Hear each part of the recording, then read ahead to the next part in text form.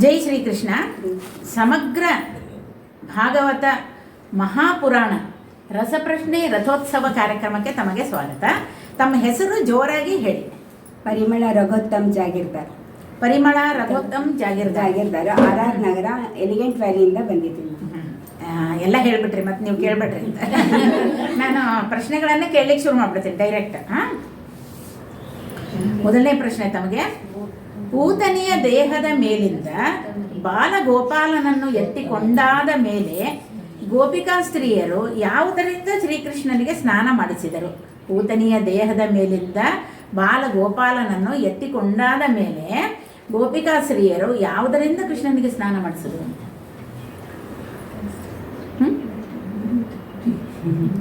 ಹರೇ ಶ್ರೀನಿವಾಸ. ಹರೇ ಶ್ರೀನಿವಾಸ. ಏನು ಇದು ಮಾಡಲ್ಲ, ಪ್ರಯತ್ನ ಮಾಡಲ್ಲ ನೀವು?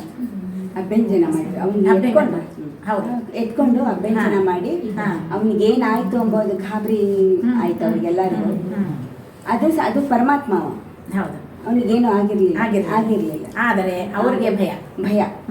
ಅದಕ್ಕೆ ಏನ್ ಮಾಡಿದ್ರು ಅಂದ್ರೆ ಗೋಪಿಕಾ ಸ್ತ್ರೀಯರು ಬಾಲಕೃಷ್ಣನಿಗೆ ಗೋಮೂತ್ರದಿಂದ ಸ್ನಾನ ಮಾಡಿಸಿದ್ರು. ಹೌದಾ? ಕರೆಕ್ಟಾ? ಸರಿಯಾದ ಉತ್ತರ. ಗೋಮೂತ್ರದಿಂದ ಸ್ನಾನವನ್ನ ಮಾಡಿಸಿದರು.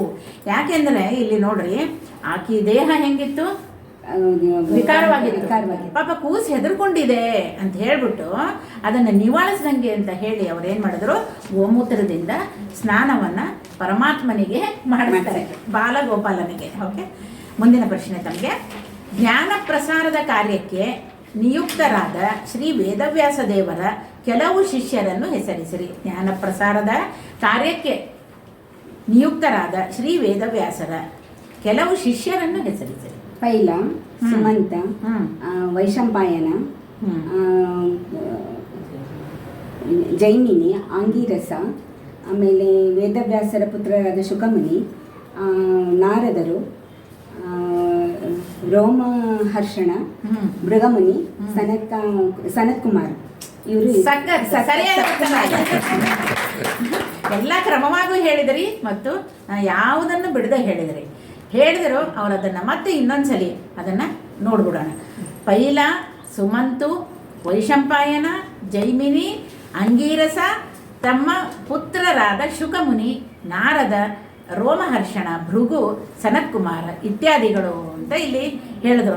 ಅಂತೂ ಎಲ್ಲ ಹೆಸರುಗಳನ್ನು ಹೇಳೋದೇ ಒಂದು ಪುಣ್ಯ ಅಂತ ಒಂದು ಕೆಲಸವನ್ನು ನೀವು ಮಾಡಿದ್ರಿ, ಭಗವಂತ ತಗೊಂಡ. ಇನ್ನು ಮುಂದಿನ ಪ್ರಶ್ನೆ ತಮಗೆ.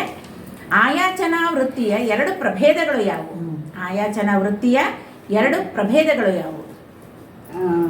ಒಂದಿದು ಎದ್ರೋಚ್ಛ ವೃತ್ತಿ ಮತ್ತು ಇನ್ನೊಂದು ಶಿರೋಂಚ ವೃತ್ತಿ. ಇವೆರಡು ಆಯಾನದ ಎರಡು ಪ್ರಭೇದ. ಇನ್ನೊಂದ್ಸಲಿ ಹೇಳ್ಬಿಡಿ, ಆರಾಮಾಗಿ ಹೇಳಿ. ಎದೃಚ್ಛ ವೃತ್ತಿ ಮತ್ತು ಶಿರೋಂಚ ವೃತ್ತಿ.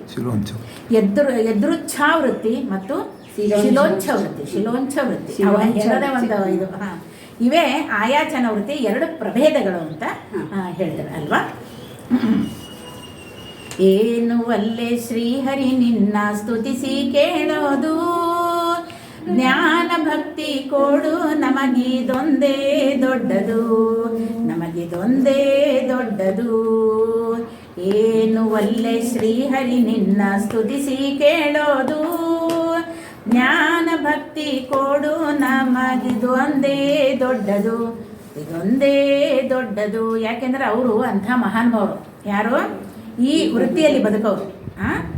ಶಿಲೋಂಚ ವೃತ್ತಿ ಮತ್ತು ಎದೃಚ್ಛಾ ವೃತ್ತಿ, ಇದರಲ್ಲಿ ಬದುಕೋರು. ಏನು ಬೇಡಪ್ಪ, ನಿನ್ನ ಅನುಗ್ರಹ ಒಂದಿದ್ರೆ ಸಾಕು ಅಂತ ಹೇಳಿ ವೈರಾಗ್ಯವನ್ನೇ ಬಯಸ್ತಾರೆ ಅವರು. ಆದ್ದರಿಂದ ಅಂಥ ಮಹಾನುಭಾವರು. ಇನ್ನು ಕೊನೆ ಪ್ರಶ್ನೆಗೆ ತಮ್ಮನ್ನು ಕರ್ಕೊಂಡು ಹೋಗ್ತಾ ಇದ್ದೀನಿ. ಕೊನೆ ಪ್ರಶ್ನೆ. ಮೈತ್ರೇಯರನ್ನು ಭೇಟಿಯಾಗಿ ಶ್ರೀಕೃಷ್ಣನು ತಿಳಿಸಿರುವ ತತ್ವೋಪದೇಶವನ್ನು ಅವರಿಂದ ತಿಳಿದುಕೋ ಎಂದು ವಿದುರನಿಗೆ ಹೇಳಿದವನಾದ ಉದ್ಧವನು ಮುಂದೆ ಏನು ಮಾಡಿದನು? ಇನ್ನೊಂದ್ಸಲಿ ಕೇಳ್ತೀನಿ, ಹಿಂಗೆ ಇದು ಇದೆ ಅದು ಪ್ರಶ್ನೆ. ಮೈತ್ರೇಯರನ್ನು ಭೇಟಿಯಾಗ್ತಾನೆ ಕೃಷ್ಣ, ತಿಳಿಸಿರುವ ತತ್ವೋಪದೇಶ ಅದೇನಿರುತ್ತಲ್ಲ, ತತ್ವೋಪದೇಶವನ್ನು ಅವರಿಂದ ತಿಳಿದುಕೋ ಎಂದು ವಿದುರನಿಗೆ ಹೇಳಿದವನಾದ ಉದ್ಧವನು ಮುಂದೆ ಏನು ಮಾಡ್ತಾನೆ? ಉದ್ಧವನು ಶ್ರೀಕೃಷ್ಣ ಪರಮಾತ್ಮನ ಪಾದುಕೆಗಳನ್ನು ತನ್ನ ತಲೆ ಮೇಲೆ ಭಕ್ತಿಯಿಂದ ಇಟ್ಕೊಂಡು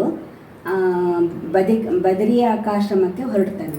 ಬದರಿಕಾಶ್ರಮ ಅಷ್ಟು ಹೇಳಿದಾಗ ಉದ್ಧವನು ಶ್ರೀಕೃಷ್ಣನ ಪಾದುಕೆಗಳನ್ನು ತನ್ನ ತಲೆಯ ಮೇಲೆ ಭಕ್ತಿಯಿಂದ, ಬರೀ ತಲೆ ಮೇಲೆ ಇಟ್ಕೊಳ್ಳೋದಲ್ಲ, ಹಣ್ಣಿನ ಬುಟ್ಟಿ ಅದು ಇಟ್ಕೊಂಡ್ಬಿಡ್ತೀವಿ ಅಲ್ವಾ, ಆದರೆ ಆ ಭಕ್ತಿ ಬೇಕಲ್ಲ, ಅಲ್ಲಿ ಭಕ್ತಿಯಿಂದ ಏನು ಮಾಡ್ದ, ಧರಿಸಿಕೊಂಡು ಬದರಿಕಾಶ್ರಮವನ್ನು ಕುರಿತು ಹೊರಟ.